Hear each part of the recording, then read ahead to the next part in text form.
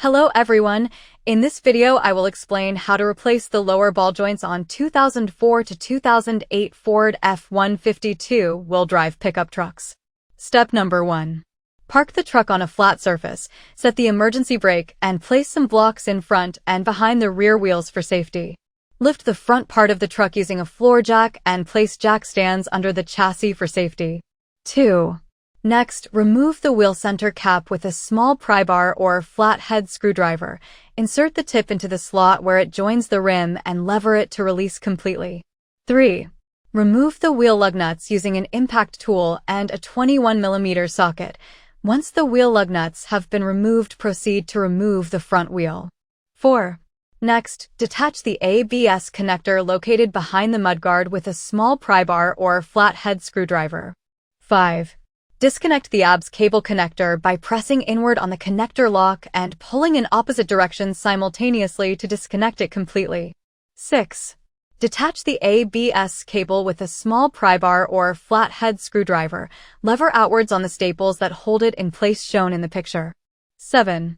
Next, loosen the nut that holds the steering outer tie rod end with an impact tool and a 22mm socket. 8. Hit the tip of the tie rod end with a punch and a hammer so that it is released. If available, use a tie rod end separator tool to detach the outer tie rod end from the steering knuckle. Once separated, remove the nut and proceed to disconnect the tie rod end from the steering knuckle. 9. Remove the 2 bolts that hold the brake caliper bracket using an impact tool and a 19mm socket. 10. Pull the brake caliper and caliper bracket assembly away from the brake rotor and hang it with a hook from the shock absorber spring as shown in the image to prevent damage to the brake line. 11. Remove the cotter pin from the lower ball joint nut by pulling it out with pliers as shown in the image. 12. Next, loosen the lower ball joint nut with an impact tool and a 24mm socket. 13. Separate the lower ball joint from the steering knuckle using a ball joint separator tool similar to the one shown in the image. But do not remove the nut completely yet. 14. Next, loosen the upper control arm ball joint nut with an impact tool and a 19mm socket. 15.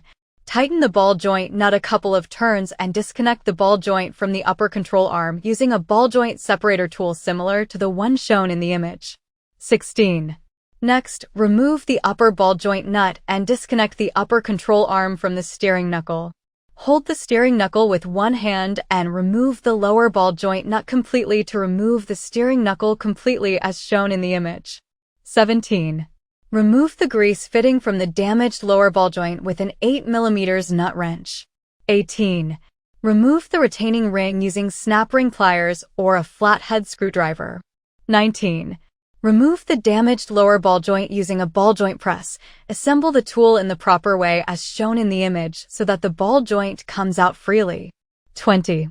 Clean the surface shown in the image with a towel before installing the new ball joint. 21.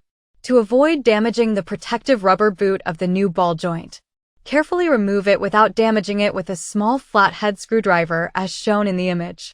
22. Install the new ball joint using a ball joint press. Assemble the tool in such a way that the ball joint passes through the adapter freely. Drive the ball joint in using an impact tool till it is seated all the way. 23.